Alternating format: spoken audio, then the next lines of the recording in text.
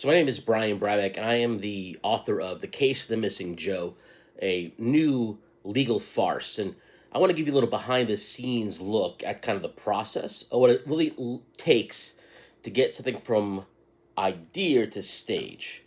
Now, Missing Joe didn't come out of nowhere. It's the product over years of writing, rewriting, arguing with myself, scribbling in notebooks, late-night coffee, red pen edits. It started out small. I'd written a short play about a small-time lawyer named Daniel. He had this outrageous client who barged in claiming he might have killed a man. As the story kind of unraveled, we found out the dead guy was just passed out on the side of the road, and the client stole his wallet, his car keys, took his car, dumped them in a dumpster. Oh, the kicker? The dead guy wasn't dead. He was an undercover cop who'd been knocked out. So it was this wild farce, completely over the top. Right? But that was the seed. And from there, I started to write short scenarios, ridiculous, exaggerated clients with absurd legal cases.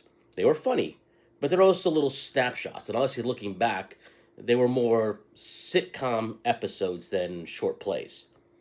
So I joined a playwriting workshop over at Stage West, and that's where things really changed. So the group was generous, but also honest. This is funny, but where's the conflict? Where's the momentum? What pushes it forward? So they then moved me into thinking more than just bits, but arcs. Stories had to move, characters had to grow. And with their help, I started stringing together these scenarios, weaving them into something bigger. And that's when the play became The Case of the Missing Joe. It stopped being sketches and started becoming a story. For example, in early drafts, the character of Russ didn't even exist as he is now. He was actually two separate characters.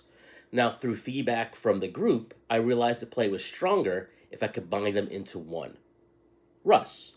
He became a grounding voice of humor, of some misdirection, and eventually something much more. And that's the thing about workshops. You learn to kill your darling, as they say, or at least fuse them together.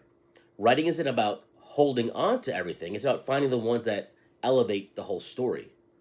Let me tell you, it wasn't just inspiration, it was a grind. I spent evenings hunched over the laptop, writing, editing, deleting, rewriting the same scene over and over again. Sometimes it felt like progress, other times it felt like quicksand. But eventually, I went old school. I printed the whole script out, went at it with a red pen. There's something about physically marking up the pages that makes you see flaws you miss on a screen. I still have drafts covered in red ink and coffee stains. And I wasn't doing it alone. Even with the workshop, outside of that, I emailed scenes to friends and colleagues. They'd send me their thoughts, sometimes brutally honest. I took some suggestions, I ignored others, but that's part of the process. You can't take every note, but you can let them sharpen your instincts. Every round of feedback made the play stronger. And the most important thing, the play has humanity. Well, we live in an age where a computer can spit out dialogue at the push of a button, but that's not what happens here.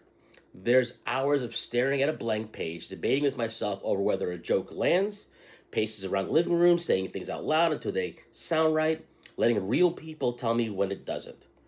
The human mess, the frustration, the breakthroughs, the laughters in a workshop when a line lands. That's what gives a play heart. That you can't automate. So what did I learn? Through the process that conflicts drives everything. Without it, you've got sketches, not stories. Characters have to change, even if they resist it. Collaboration matters. Let other people poke holes in your work. It hurts, but it's gold. And sometimes, the best editing tool is a red pen and strong cup of coffee. Playwriting isn't about chasing perfection. It's about wrestling with imperfection until something real emerges. So that's the story of how The Case of the Missing Joe came to be. It started as a farce about a body in a dumpster, evolved into a collection of absurd cases, and, thanks to time, community, and a lot of revision, became a full play with a beating heart beneath the comedy. And if you take one thing away from this video is this: plays aren't written in an instant, they're lived through, argued over, and painstakingly built.